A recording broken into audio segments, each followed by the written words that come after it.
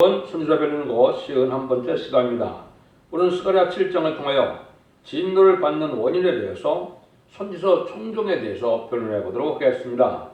본정은 아무리 하나님께서 예루살렘을 불쌍히 여기고 또 복구했다 하더라도 너희가 선지자로 전하신 말씀에 순종치 않을 때는 진노를 받을 수밖에 없다는 것입니다. 그래서 인간 종말에 선지자에게 예언하신 예언의 말씀을 전할 때 이 예언서를 무시하고 멸시하면 진노의 심판을 받게 된다는 것입니다. 새로운 종의 순회 역사로서 전 3년 반 다른 주의 진리를 변론 후에는 그 세상을 심판하고 그 변론대로 구원을 주시고 변론대로 새 시대에 축복을 주시는데요. 근데 마지막 이 원죄와 자범죄를 해결할 수 있는 이 완전 변론의 역사를 사랑의 변론의 경고를 하시는데 이걸 듣지 않고 순종하면 심판을 받게 된다 이 말입니다. 그래서 순종하면 충성과 진리하면 원죄와 자범죄를 해결해서 죽지 않고 새 시작하고 죽지 않고 변성찬하여 공중강림하시는 예수님을 영접할 수 있다는 그 말씀을 하신 건데요. 그래서 인간 종말에 큰 죄 중에 죄가 뭐냐? 예언의 말씀을 무시하고 멸시하는 것이다 이 말입니다. 이것은 아까도 말한 것처럼 마지막 한일의 전삼자만에 마지막 심판의 드라마들의 변론을 듣고는 최종적으로 그 변론 가지고 심판하고 그 변론대로 이제는 축복을 받고 구원을 받게 된다는 하나님의 엄중한 말씀의 경고가 되는 것입니다. 1절부터 보시겠습니다. 1절에서 6절입니다. 다리오 왕 4년 9월 곧 기슬레월 4일에 여호와의 말씀이 스가랴에게 임하리나 때에 베델 사람이 사레살과 레겜멜렉과 그 종들을 보내어 여호와께 은혜를 구하고 왕군의 여호와의 전에 제사장들 있는 제사장들과 선지자들에게 물어가로되 우리가 여러 해 동안 행한 대로 5월간 울며 제기하리까 하며 왕군의 여호와의 말씀이 내게 임하여 이르시되 온 땅의 백성과 제사장들이 이르되 이르라 너희가 70년 동안 5월과 7월에 금식하고 애통하였거니와 그 음식이 나를 위하여 한 것이냐 너희 먹으며 말씀이 전혀 자기를 위하여 먹으며 자기를 위하여 말씀이 아니냐. 이것은 이제 아무리 절기마다 울며 금식하고 부르짖는 기도를 한다 할지라도 하나님의 뜻에 순종하는 것이 없다면 결국은 자기 욕망을 채우는 것 같이 헛되다 이 말입니다. 그래서 하나님의 말씀은 일단은 진리 앞에 순종하는, 특별히 예언서 선지들의 말씀에 순종하는 것이 필요한 것이지 절기마다 많이 부르짖고 울고 금식성에 한다 해서 하나님이 받아들일 수 있는 응답할 수 있는 그 일들이 아니라는 것이죠. 그래서 하나님은 진리 앞에 순종하는 자들에게 복을 주는 것이 하나님의 역사인데 하나님의 또 구원의 섭리인데 그걸 알지 못하고 자기 생각과 뜻으로 그냥 자기 욕망을 채우는 것처럼 자기 뜻을 성취시키는 것처럼 이게 금식을 많이 한 자도 소용이 없다는 거죠. 각가지 여러 가지로 절기와 또 성회를 많이 하죠. 이것이 하나님의 진리 앞에 순종하는 것이 아니면 소용이 없다는 것이죠. 그리고 이것은 이제 70년 동안 그렇게 해왔다는 얘기죠. 70년은 이제 바벨론 포로 생활 동안 그렇게 해왔는데 그것이 하나님의 뜻과는 상관이 없는 일이 돼서 하나님이 그걸 돌아보지 않냐고 기도 응답도 할 수 없다는 말씀입니다. 이거는 이제 그때마다 하나님의 뜻은 선지자를 통해서 알려주시죠. 하나님의 뜻을 알려주는 그 말씀에 순종치 않고 종교적인 행위로서 많이 금식하고 기도하고 부르짖는다 하더라도 하나님의 틀을 내용이 아니라는 겁니다. 이 시대도 마찬가지입니다. 모든 예언서 계시록은 2700년, 2500년, 또 계시록도 1900년이 넘었죠. 이런 일들을 하신 것은 바로 하나님의 뜻에 순종하여 하나님께서 이제 마지막으로는 변론하여 죽지 않고 새 시작하고 죽지 않고 불성천하여 천년왕국의 평화로운 에덴 동산의 축복을 주고 되는 것이 하나님의 본래의 뜻인데 그 말씀을 무시하고 종교적인 행위로 울고 부르짖고 많은 절기와 금식 성회를 한다고 하나님은 하나님과는 상관이 없는 일이다. 이걸 지금 말씀하시는 겁니다. 그래서 말씀 앞에 순종하는 것이 없다면 별 소용이 없는 것인데 하나님께서도 옛날 알파 역사도 몇 명이 말씀 앞에 순종하여 바벨론에서 돌아올 때 성전이 복구되고 이스라엘이 회복되는 일이 있었죠. 그것이 인간 종말에도 이제는 바벨론에 속화되고 부패된 이런 교권 속에서 이제 나와서 며칠이라도 하나님 앞에 진리 앞에 순종하여 진리대로 순종하면은 하느님의 능력 역사가 임함으로 왕국권들의 새 시대가 이루어서 에덴 동산이 복구되는 그런 일이다 이 말입니다. 이런 금식에 대한 부분은 여러분이 아시는 것처럼 이사야 58장에 잘 말씀하셨죠. 3절부터 12절에 보면 하나님이 원하는 금식이 뭐냐 이걸 말씀했죠. 이르기를 우리가 금식하되 주께서 보지 아니하시면 어쩌며 우리가 마음을 괴롭게 하되 주께서 알아주지 아니하시면 어쩌매니까 하느니라. 보라 너희가 금식하는 날에 오락을 찾아 얻으며 온갖 일을 시키는도다. 보라 너희가 금식하면서 다투며 싸우며 악한 주먹으로 치는도다. 너희 오늘 금식은 너희의 목소리로 상달켜 하라는 것이 아니라 이것이 어찌 나의 기뻐하는 금식이 되겠으며 이것이 어찌 사람이 그 마음을 기록하는 날이 되겠느냐.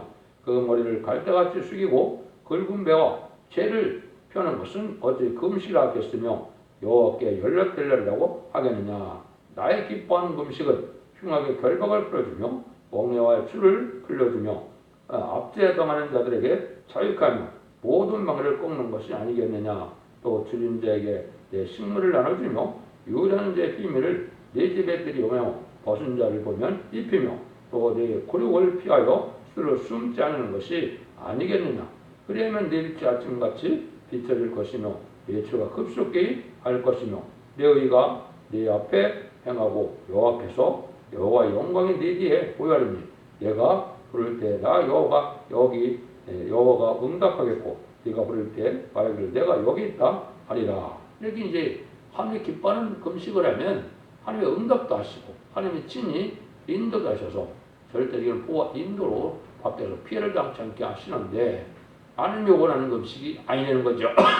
삶 속에서 근과 자비로 남을 불쌍히 여기시고 또 많은 포로에 잡힌 자들 또 어려움에 있는 난제에 당한 자들을 그걸 해결해주고 도와주고 이런 삶에 근과 자비를 베푸는 삶이 먼저 앞서야 하나님 앞에 합당한 삶이 된다 이 말입니다. 그러니까 우리는 깨끗한 양심과 정직한 마음으로 진리 앞에 순종하여 근과 자비를 베푸는 이런 삶을 살아야 하나님께서 받으실 만한 금식이 됐고 기도가 되는 것이지 삶 자체가 변해왔고 내가 완악하고 강팍하고 내 뜻대로 내 고집대로 세상에 속화되어 살면서 금식한다 해도 기도한다 해도 하나님은 들어줄 수 없다는 것입니다. 이게 아주 중요한 하나님의 영적 원리가 되는 것이죠. 7절에서 12절입니다. 여호와가 이 선지자로 애친 말을 너희가 청종하는 것이 아니냐. 그때는 예루살렘과 사면읍에 백성이 거하며 형통하였고 남방과 평원에도 사람이 거하였느니라.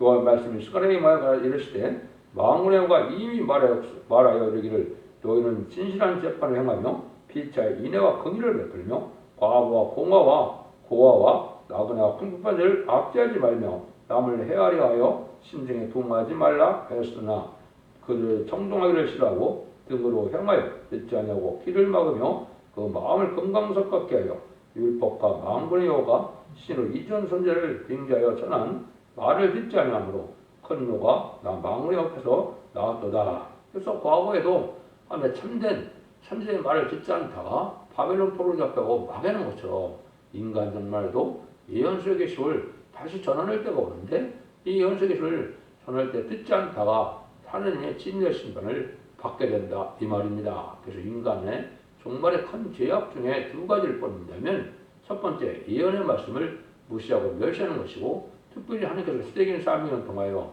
완전 변론의 말씀을 전하는 사랑의 변론을 거부할 때 이 말씀을 듣지 않는 것은 심판의 대상이 되고 만다 이 말입니다. 두 번째는 이제 무슬림의 공산당 들어간 마귀색인데 공산당을 정하고 공산당과 협상하고 공산당을 따라가는 이 타협적인 이러한 신앙은 하나님께 용서받을 수 없는 그러한 죄가 됩니다.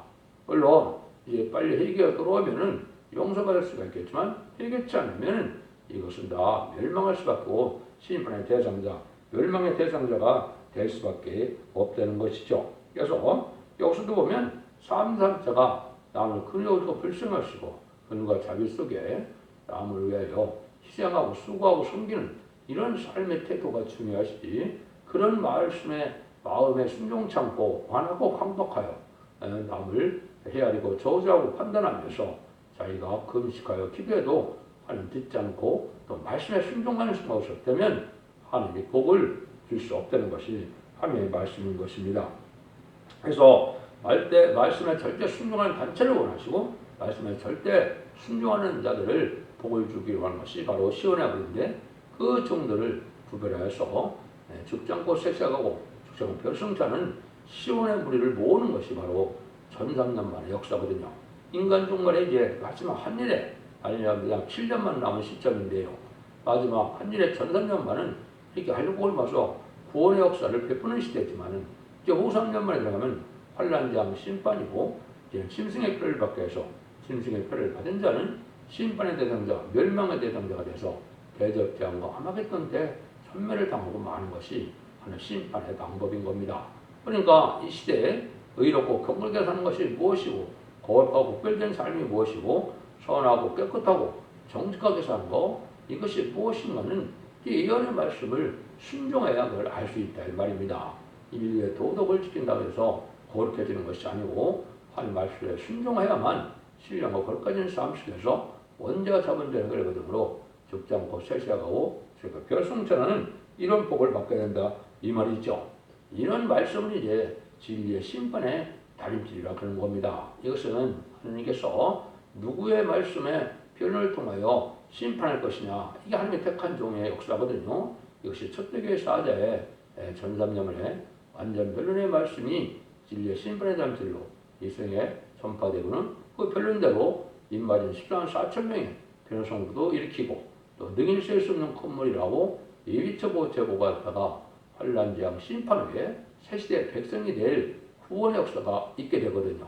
이것이 마지막 하늘의 전성면의 역사인데 그날의 심이 임박할 때 우리가 살고 있다 이 말입니다. 그래서 지금은 예언의 말씀을 읽고 듣고 지켜야 복을 받는 때고 이것이 마지막 법인 하나님께서 이제 심판의 역사를 앞두고 하시는 일이다. 그걸 우리에게 말씀하는 겁니다. 그래서 계시록 1장 3절에도 읽고 듣고 지키는 자들이 복이 있다고 했죠. 예언의 말씀을 읽고 듣고 지켜야 된다. 그 이유는 이제 이사야 1장 18절부터 20절에 보면 너희 죄가 주음같이 일지라도 눈같이 여지고 너희 죄가 진홍같이 일지라도 양털같이 희라고 했죠. 내가 즐겨 순종하면 아름다운 산을 먹을 것이요 배반하면 가려 삼키리라고 했죠. 이게 이제 바로 뭐냐 이 완전변의 말씀을 듣고 순종하면 원죄와 자본들을 해결받아서 새시대에 이된 동네 축복을 받게 되고 그 말씀에 순종치 않으면은 이제 칼에 엎드려진다. 멸망하고 심판 때 다 멸망하고 죽게 된다. 이 말이거든요. 이것이 이제 하나님께서 이 마지막으로 경고하는 말씀인데 이 대부분 사람들이 이 선제를 듣지 않냐고 듣기 싫어하거든요. 듣는 걸 아주 욕하고 듣는 것을 이제 거부하는 것이 이게 심판의 대상자가 되고 있다. 이 말입니다. 그걸 성경에 여러 군데 나오거든요. 먼저 이사야 3장 10절에도 그들이 선견자에게 이르기를 선견하지 말라. 선지자에게 이르기를 우리에게 정직한 것을 보여서 보이지 말라. 부드러운 말하라. 거짓된 것을 보이라. 거짓 선지만 쫓아간다 이 말이죠. 참된 진리의 말씀이라는 것은 성경 예언된 대로 본문을 밝히는 것이 참된 선지자의 예언이지 환상 계시 꿈이나 이런 걸 가지고 이것을 전하는 것은 이건 거짓 선지가 하는 말이거든요. 참된 진리의 말씀만을 전하는 이 종의 편을 듣는 것이 멸망이다 이 말이거든요. 이것이 이가서 2장 6절 7절에도 그들이 말하기를 너는 예언하지 말라. 이것을 예언할 것이 아니하늘 욕하는 말을 그치지 아니한다 하는도다.